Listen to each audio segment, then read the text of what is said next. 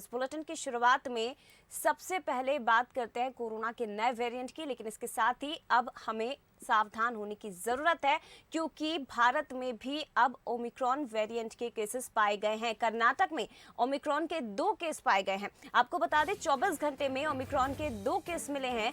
66 साल और 40 साल के 2 लोगों में इस वेरिएंट की पुष्टि हुई है। स्वास्थ्य मंत्रालय ने प्रेस कॉन्फ्रेंस की और इस प्रेस कॉन्फ्रेंस में ये जानकारी दी गई है। तो देश में अब ओमिक्रॉन वेरिएंट के केसेस मिल गए हैं। कोरोना का नया वेरिएंट ओमिक्रॉन भारत में भी पहुंच चुका है। इसके पहले 2 केस कर्नाटक में मिले हैं। इनमें एक शख्स की उम्र 46 साल और दूसरे शख्स की उम्र 66 साल बताई जा रही है। तो हेल्थ मिनिस्ट्री के ज्वाइंट सेक्रेटरी लव अग्रवाल ने प्रेस कॉन्फ्रेंस की, इसमें इसकी जानकारी दी गई है। आपको ये बता दें कि ये कहा जा रहा है कि तीसरी लहर की वजह ओमिक्रॉन बन सकता है और कोरोना का ये नया वेरिएंट तेजी से फैलता है। 5 गुना तक ज्यादा संक्रामक हो सकता है। हालांकि अभी भी इसके बारे में रिसर्च की जा रही है, लेकिन जो जानकारियां निकलकर सामने आ रही है, ये बताया जा रहा है कि ये तीसरी लहर की वजह बन सकता है। 24 घंटे के अंदर हमारे देश में 2 ओमिक्रॉन वेरिएंट के केस हमारे इस नेटवर्क के द्वारा डिटेक्ट किए गए हैं कर्नाटक। उसमें से एक केस 66 साल के एक मेल हैं, दूसरा केस 46 साल के एक मेल हैं। और जैसे कि हमारा प्रोटोकॉल है, ना कि हमारे इंसाकॉग नेटवर्क ने उसको समय पर डिटेक्ट किया, बल्कि as a protocol, as a practice जो हमारी कॉन्टैक्ट ट्रेसिंग की पद्धति भी शुरू हुई है और जितने उनके प्राइमरी कॉन्टैक्ट हैं और जितने सेकेंडरी कॉन्टैक्ट हैं उन सबको ट्रेस कर लिया गया है और उन सबकी टेस्टिंग करके उनको एज पर प्रोटोकॉल हम कोऑर्डिनेट कर रहे हैं। चलिए और भी ज्यादा बातचीत हम कर लेते हैं, किस तरह से सावधान रहा जा सकता है वो भी हम जानेंगे। लेकिन एक बार फिर से ये जानकारी आपको दे देते हैं कि कोरोना का नया वेरिएंट ओमिक्रॉन भारत पहुंच चुका है। और आपको बता दें कि देश में इसके पहले 2 केस कर्नाटक में मिले हैं। एक शख्स की उम्र 40 और दूसरे की 66 साल है। आपको ये जानकारी दे दें कि अब तक ओमिक्रॉन के 29 देशों में तकरीबन 373 केसेस मिल चुके हैं, लेकिन भारत अभी तक इससे बचा हुआ था और अब भारत में भी कोरोना का ये नया वेरिएंट ओमिक्रॉन ये सामने आ चुका है। 2 केस इसके मिले हैं कर्नाटक में और इसकी जानकारी स्वास्थ्य मंत्रालय ने प्रेस कॉन्फ्रेंस कर दी है। यानी कि अब और भी ज्यादा सावधान होने की हमें जरूरत है। हालांकि सरकार अपने स्तर पर प्रयास कर रही है, अलर्ट रहने की भी हिदायत उनकी तरफ से दी गई है, लेकिन अब और भी ज्यादा सावधानी हमें बरतनी होगी क्योंकि ये जो नया वेरिएंट है ये ज्यादा तेजी से फैलने की आशंका जताई जा रही है और ये बताया जा रहा है कि ये 5 गुना तक ज्यादा संक्रामक हो सकता है। तीसरी लहर की वजह ओमिक्रॉन बन सकता है, जिसका डर अब तक था वो अब सामने आ रहा है और ओमिक्रॉन के नए केसेस मिले हैं। भारत में 2 केसेस कर्नाटक में इसके मिले हैं। न्यूज एड शरद द्विवेदी जी हमारे साथ फोन लाइन पर जुड़ गए। शरद जी, एक बहुत बड़ी खबर इसे कहा जा सकता है। हालांकि तैयारियां सरकार कर रही थी, लेकिन अब और भी ज्यादा सावधान रहने की जरूरत है। जया, ये बहुत बड़ी खबर है और इसने हम सबको निश्चित तौर पर परेशान भी किया है, चिंता में भी डाला है। और इसने ये भी बताया है कि सावधान भारत, सावधान मध्य प्रदेश, सावधान छत्तीसगढ़, क्योंकि ओमिक्रॉन जिस तरह का वायरस है, म्यूटेशन के बाद ये डेल्टा जिसने दूसरी लहर में तबाही मचाई थी उससे 5 गुना ज्यादा खतरनाक है। यानी इस वायरस से, यानी ओमिक्रॉन से संक्रमित एक व्यक्ति बहुत जल्द 15 से 20 लोगों को संक्रमित कर सकता है, जो रिपोर्ट्स सामने आई हैं। और WHO ने, विश्व स्वास्थ्य संगठन ने, वर्ल्ड हेल्थ ऑर्गेनाइजेशन ने इसे वेरिएंट ऑफ कंसर्न कहा है। यानी सबसे चिंताजनक श्रेणी में WHO ने इसको रखा है। और जैसे हम सभी चिंतित थे क्योंकि पूरी दुनिया अब इतनी कनेक्टेड है कि एक कोने का वायरस दूसरे कोने तक पहुंचने में वक्त नहीं लगता है, तो ये आशंका ही थी कि कब आता है भारत में ये वायरस। और वो आशंका सामने आई जब कर्नाटक में ये 2 पेशेंट सामने आए हैं। और ये दोनों दक्षिण अफ्रीका से, ट्रेवल हिस्ट्री है इनकी दक्षिण अफ्रीका की, जहां विश्व में सबसे पहली बार दुनिया में इस वेरिएंट की पहचान हुई है। जैसा आपने भी कहा कि 29 देशों में 300 से अधिक मरीजों की पहचान अब तक हुई है। अभी हालांकि जो हमारे ज्वाइंट सेक्रेटरी हेल्थ बता रहे थे, लव अग्रवाल, की देश में अब 2 राज्यों महाराष्ट्र और केरल में ही कोरोना के 10,000 से ज्यादा एक्टिव केस हैं। यानी करीब करीब 55% कोरोना के मामले केरल और महाराष्ट्र में हैं। लेकिन महाराष्ट्र चूंकि व्यवसायिक राजधानी है, मुंबई महाराष्ट्र की राजधानी की अगर हम बात करें, तो मुंबई और महाराष्ट्र के कई नगर जिनसे व्यापार और व्यवसाय के संबंध पूरे देश के हैं, तो बहुत जल्दी ये जो वायरस है इसके संक्रमण की आशंका बनती है, क्योंकि महाराष्ट्र से ट्रेवल बहुत होता है पूरे देश में। तो ये आशंका बराबर बनी हुई है कि ओमिक्रॉन का अगला जो मामले सामने आने की आशंका बन रही है वो महाराष्ट्र से बन रही है। केंद्र सरकार ने 15 दिसंबर से शुरू होने वाली अंतर्राष्ट्रीय उड़ानों को टाल दिया है और एक हाई अलर्ट पूरे देश में कर दिया गया है। मध्य प्रदेश और छत्तीसगढ़ भी अलर्ट पर है और एक हाई लेवल मीटिंग हुई है जिसमें सभी राज्यों को कहा गया है कि वो बिल्कुल अलर्ट मोड पर रहें। इसमें सबसे महत्वपूर्ण बात है कि हमें ट्रैवल हिस्ट्री पर बहुत नजदीकी निगाह रखनी होगी और स्वास्थ्य अमले की भूमिका फिर महत्वपूर्ण हो जाती है, लेकिन सबसे महत्वपूर्ण है आम आदमी की भूमिका। हमें मास्क को अपना विश्वसनीय साथी बनाकर चलना होगा। जया बिल्कुल, अब तक शरद जी ये कहा जा सकता है कि जब सरकार की तरफ से प्रतिबंधों से छूट दी गई तो उसके बाद शायद हम लोग भी आदी हो गए थे कि अब हमें मास्क नहीं पहनना है, सैनिटाइजर का प्रयोग नहीं करना है। लेकिन पिछले 2 लहरों में जो स्थिति हमने देखी है, जिस भयावह दौर से हम गुजरे, अब तीसरी लहर की क्योंकि बताया जा रहा है कि ओमिक्रॉन इसका कारण बन सकता है, तो क्या कुछ अगला कदम हमें उठाना चाहिए? साथ ही आम लोगों से आप क्या अपील करना चाहेंगे? देखिए, सबसे महत्वपूर्ण बात है जया इस समय कि हमें टेस्टिंग पर फोकस करना है। कोई भी व्यक्ति जिसको सर्दी जुकाम जैसे या कोरोना से मिलते जुलते लक्षण है, तो न सरकारों को पीछे हटना चाहिए, न हॉस्पिटल्स को पीछे हटना चाहिए, न व्यक्ति को झिझकना चाहिए, क्योंकि ये रोग अगर बहुत जल्दी पहचान में आ जाता है तो बहुत आसानी से इसका ट्रीटमेंट हो जाता है। शरद जी, मैं रोकूंगी आपको यहाँ पर, हम आगे भी बातचीत करेंगे। हमारे साथ अजय गोयनका जी, डायरेक्टर हैं चिरायू हॉस्पिटल के, वो फोन लाइन पर जुड़ गए हैं। अजय गोयनका जी, अब तक हम जिस डर के साए में जी रहे थे वो डर अब सामने आ चुका है। कर्नाटक में ओमिक्रॉन वेरिएंट के 2 पेशेंट मिल गए हैं सर, पुष्टि हुई है इसकी। आगे क्या कुछ कदम हमें उठाना चाहिए, किस तरह से सावधानियां बरतनी चाहिए? मैडम, न पहले डरते थे, न आज डरते हैं। न हिंदुस्तान डरा था, न अब आज डरेगा। वायरस आता जाता रहता है, वायरस अपना म्यूटेशन चेंज कर रहा है, अपना स्वभाव चेंज कर रहा है, इससे डरने की कोई बात नहीं। जी, हमको सजग खड़े रहना है। हमको हमारी तैयारी में कोई शंका नहीं करना चाहिए जी। हमारी तैयारियां हेल्थ डिपार्टमेंट की, सरकारों की तरफ से और प्राइवेट सेक्टर की तरफ से कंप्लीट है। हम ट्रीटमेंट देने के लिए तैयार बैठी है टीमें जी। नंबर 1। नंबर 2, लोग अपना ट्रीटमेंट प्रायोरिटी पे कराएं, बस इतना ही ध्यान देने की जरूरत है। बाकी लोगों ने अपनी इम्यूनिटी डेवलप कर रखी है, अपनी लाइफस्टाइल चेंजेस किए हैं, अपना कोविड अप्रोप्रिएट बिहेवियर के साथ लोग जीते। थोड़ा और सुधार करने की जरूरत है और सुधार करें, लेकिन डरना और घबराना इस वायरस से कोई जरूरत नहीं है। हमारा एक दोस्त आ रहा है, उसको एज अ दोस्त लें और इसके साथ जीने की आदत करें और सीखें कि नहीं, इससे घबराने का कुछ भी नहीं है, कुछ भी नहीं। बिल्कुल, ये बहुत महत्वपूर्ण बात अजय जी आपने की है कि हमें पैनिक नहीं करना है। और ये भी बहुत अच्छी बात है कि सरकार तैयार है, स्वास्थ्य अमला तैयार है, सारी तैयारियां इसे लेकर हमने की हुई हैं। अजय जी, हमारे साथ न्यूज हेड शरद द्विवेदी जी भी फोन लाइन पर जुड़े हुए हैं। शरद जी, आप कुछ सवाल पूछना चाहते हैं अजय जी से? बिल्कुल, देखिए, बहुत अच्छे से डॉक्टर गोयनका ने ये बात समझा दी है और हमें वायरस के साथ जीना है। अभी ओमिक्रॉन है, कल कोई और क्रॉन हो सकता है, नाम बदलते रहेंगे, वेरिएंट्स आते रहेंगे। दरअसल ये हमारे भीतर की जो चिंता है, जो दूसरी लहर के बाद और डेवलप हुई है, ये चिंता उसको बहुत बढ़ा चढ़ा कर देखने की एक तरफ हमें ले जाती है। हमें सावधानियां बरतनी है, हमें डरना नहीं है।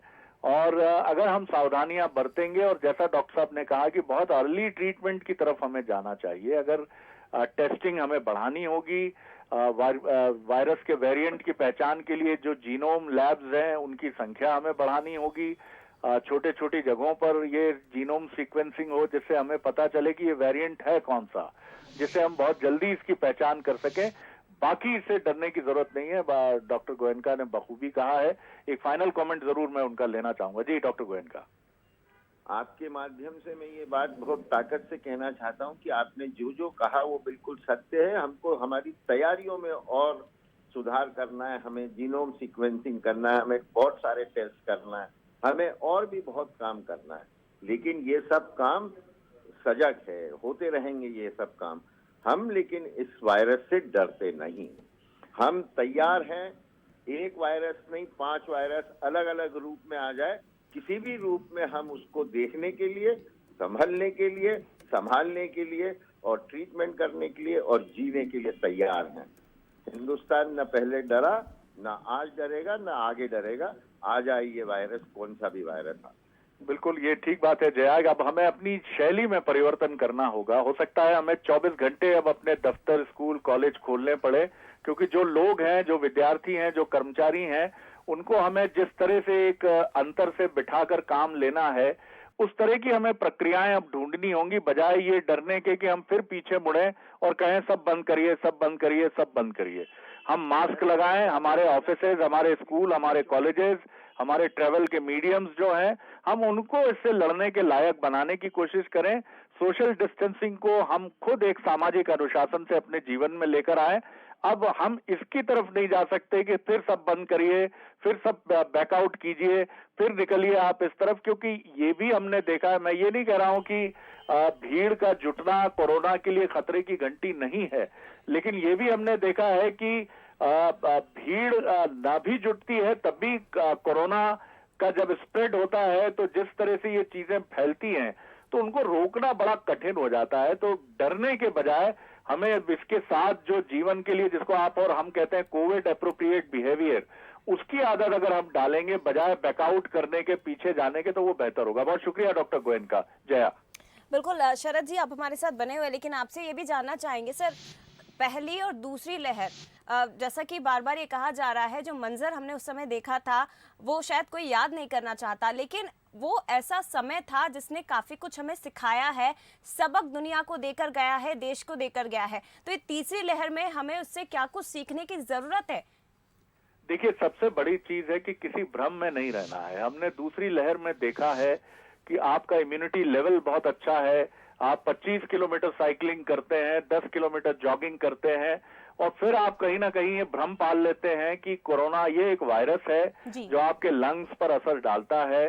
तो ये आपकी इम्यूनिटी को तभी ब्रेक करता है जब ये आपके नाक, कान, गले, आंख से नीचे उतरकर आपके लंग्स तक आता है। और इस पूरी प्रक्रिया में ये 1.5 से 5 दिन तक का समय, जितना बीइंग इन लेमन मैं बात कह सकता हूं, ये समय लेता है। अगर हम बहुत अर्ली जांच कराकर ये इंश्योर करें कि हमें कोई बीमारी है और क्या उसका नाम कोरोना है, तो हम बहुत जल्दी इस पर नियंत्रण पा सकते हैं। हमने अक्सर देखा है कि वो सारे लोग जो किसी न किसी कारण से मुश्किल में आए, उनके साथ कोमॉर्बिडिटी थी, उनको कोई बीमारी थी, और उस बीमारी के बाद कुछ मामलों में या अनेक मामलों में ये भी सामने आया कि उनको डायबिटीज या ब्लड प्रेशर या दूसरी कोई बड़ी बीमारी होने के बाद भी उन्होंने कोरोना को लेकर जैसी सावधानियां बरती जानी थी नहीं बरती हैं। तो पहले तो हमें जो भी बीमारी अगर है, चाहे वो ब्लड प्रेशर है, शुगर है, कोई भी बड़ी बीमारी भी कोई भी है, किसी भी तरह की बड़ी बीमारी है, हम उसको नियंत्रित रखें, हम उसके लिए औषधि और जो भी मेडिकल प्रोटोकॉल है उसको फॉलो करें। और इसके बाद अगर हमें ऐसा लगता है कि कोरोना जैसे लक्षण है तो तुरंत हम जांच कराएं और तुरंत उस कोरोना प्रोटोकॉल के तहत ट्रीटमेंट की तरफ हम बढ़ें। डरना, शुतुरमुर्ग की तरह रेत में गर्दन गड़ाकर ये सोचना कि तूफान गुजर जाएगा, ऐसा न जिंदगी में होता है ना किसी मुश्किल में होता है। अब हमें तूफान का सामना सर उठाकर करना होगा। पूरी दुनिया के लिए ये मैसेज है और भारत के लिए भी ये मैसेज बहुत साफ है कि अगर दूसरी लहर आती है तो तीसरी लहर भी आ सकती है। यूरोप चौथी लहर का सामना कर रहा है, ऑस्ट्रिया जैसे देश, फ्रांस जैसे देश। तो आप ये नहीं कह सकते कि अब तीसरी लहर के बाद चौथी लहर नहीं आ सकती है। तो बजाय डरने के आप प्रिकॉशंस की तरफ जाएं, सावधानियों की तरफ जाएं और अपने आसपास जितने भी जो समझदार लोग हैं वो जागृत करें। जो लोग मास्क नहीं लगा रहे हैं वो बहुत बड़ी गलती कर रहे हैं, बहुत जबरदस्त गलती कर रहे हैं, क्योंकि मास्क सबसे बड़ी वैक्सीन है।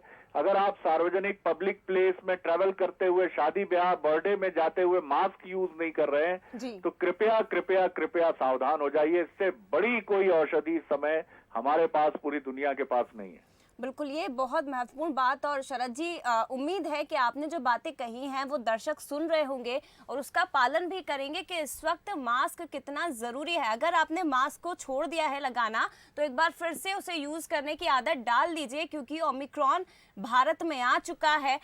शरद जी, आपसे एक लास्ट रिएक्शन और लास्ट सवाल मैं आपसे पूछना चाहूंगी, क्योंकि पिछली 2 लहरों में हमने देखा संसाधनों की कमी जिससे हम जूझे थे, खासतौर पर ऑक्सीजन, रेमडेसिविर इंजेक्शन, ये चीजें हमने देखी, हमारे आंखों के सामने वो मंजर आज भी है। अब क्योंकि तीसरी लहर की आशंका जताई जा रही है कि ओमिक्रॉन बन सकता है इसकी वजह, और पिछला जो टाइम हमें मिला है, कितना सदुपयोग हमने किया है और कितना वो कारगर आगे साबित होगा, कितना सही हमारे लिए साबित हो सकता है? देखिए, अब कोरोना के ट्रीटमेंट का, चूंकि ये वायरस भले ही ओमिक्रॉन क्यों ना हो, लेकिन ये इसकी प्रजाति वही है जो वायरस की, कोरोना के वायरस की प्रजाति है। तो इसका जो मोड ऑफ ट्रीटमेंट है, वो mode of treatment medical fraternity के पास अब है। हमने देखा कि दूसरी लहर में कॉकटेल मेडिसिन का काफी अच्छा प्रयोग हुआ। हालांकि पक्ष और विपक्ष में राय सामने आई, कुछ ने कहा रेमडेसिविर की उपयोगिता नहीं है और कुछ लोगों ने कहा, चिकित्सकों ने, कि रेमडेसिविर काफी उपयोगी है।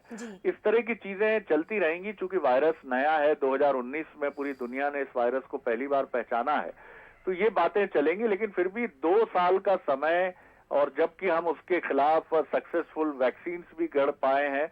अभी देखिए, एक सबसे बड़ा महत्वपूर्ण तथ्य जो है, जिसकी तरफ हमारा ध्यान नहीं है, कि ओमिक्रॉन को लेकर अभी निर्णायक तौर पर हमारे पास ये नहीं है जानकारी कि ये जिन लोगों को वैक्सीन लगी है उनको कितना असर डालता है। बिल्कुल। और निश्चित तौर पर ये दावा हम कर सकते हैं अभी कि ओमिक्रॉन का ये वायरस भले ही तेजी से फैलता हो, लेकिन जो भी लोग दोनों वैक्सीन लगवा चुके हैं उन लोगों को ये बहुत गहराई से प्रभावित नहीं कर पाएगा। इसकी संभावना बिल्कुल बहुत अच्छे नंबर्स के साथ बनी हुई है, क्योंकि वायरस के खिलाफ जो भी हमने वैक्सीन यूज की है, चाहे वो फाइजर हो, चाहे वो मॉडर्ना हो, और या फिर हमारे देश में जो हमने यूके की वैक्सीन ली है और इंडियन वैक्सीन ली है, ये सब प्रूव्ड है कि ये कोरोना की प्रजाति के इस वायरस के खिलाफ बहुत कारगर हैं। तो ओमिक्रॉन अभी मुझे लगता है बहुत जल्दी हमारे पास ये डाटा होगा कि जो भी लोग दुनिया भर में वैक्सीनेटेड हैं वो ओमिक्रॉन को लेकर कितने सुरक्षित हैं, और मैं बहुत आशान्वित हूं कि इसका रेशियो काफी अच्छा होगा। तो हमें अपने वैक्सीनेशन प्रोग्राम को, अभी करीब करीब 50 करोड़ लोगों को देश में वैक्सीन लग चुकी है, मैं शायद दोनों डोज की बात करूं तो, अगर तो हमें इसको और तेज करना पड़ेगा वैक्सीनेशन प्रोग्राम को। और जो लोग किन्हीं कारण से, क्योंकि मैंने खुद देखा है अपने परिचय क्षेत्र में, बहुत बड़ी संख्या में लोग ऐसे हैं जिन्होंने कोरोना की एक ही वैक्सीन ली है, उनके रिजर्वेशन है, या इस बीच में कुछ लोगों को कोरोना हुआ तो उन्होंने 2-2, 3-3 महीने का गैप कर दिया। लेकिन ऐसे सारे लोग चिकित्सकीय परामर्श लेकर बहुत जल्दी दूसरी वैक्सीन लें, क्योंकि पूरी वैक्सीन लेने के बाद ओमिक्रॉन या वायरस, कोई भी नया वायरस जो कोरोना से जुड़ा है, निश्चित तौर पर उसके खिलाफ एक हमारे शरीर में इम्यूनिटी होगी।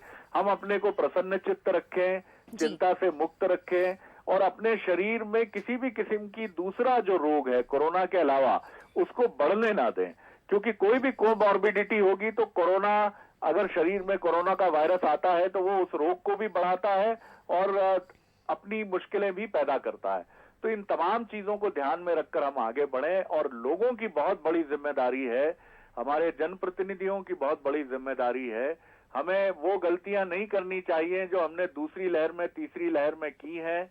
हमारे हॉस्पिटल ऑक्सीजन से लैस हैं, वेंटिलेटर्स हमारे पास पर्याप्त संख्या में है। अब हम ये भी देख रहे हैं कि मध्य प्रदेश में जो निर्णय लिया गया है, खासतौर से भोपाल की अगर मैं बात करूं, कि कोरोना होने पर आप होम क्वारंटीन अब नहीं रह सकेंगे, हॉस्पिटलाइजेशन मस्ट है, जिससे आपकी कॉन्टैक्ट ट्रेसिंग और तमाम चीजें हो जाएं। क्योंकि पहली दूसरी लहर में हमने देखा कई लोग कोरोना से पीड़ित होने के बाद जिनको होम क्वारंटीन किया गया, वो वायलेशन करते थे, बाजार में घूमते थे या मित्रों से मिलते थे। तो ये सारी गलतियां कृपया ना करें। हो सकता है कि माइक्रॉन किसी व्यक्ति के शरीर में हो और वो न जाने कितने लोगों को संक्रमित करे, तो ये आपकी भी जिम्मेदारी है, हमारी भी जिम्मेदारी है। शरद जी, के भले ही खबर चिंतित करने वाली है, सावधान हमें रहना होगा, पॉजिटिव हमें रहना होगा। फिलहाल शुक्रिया सर, जिस विस्तार से आपने पूरे इसको समझाने की कोशिश की है, ओमिक्रॉन वायरस को हमें समझाने की कोशिश की, क्या सावधानियां रखनी है ये भी हमें बताने की कोशिश की है न्यूज़8 शरद द्विवेदी जी ने।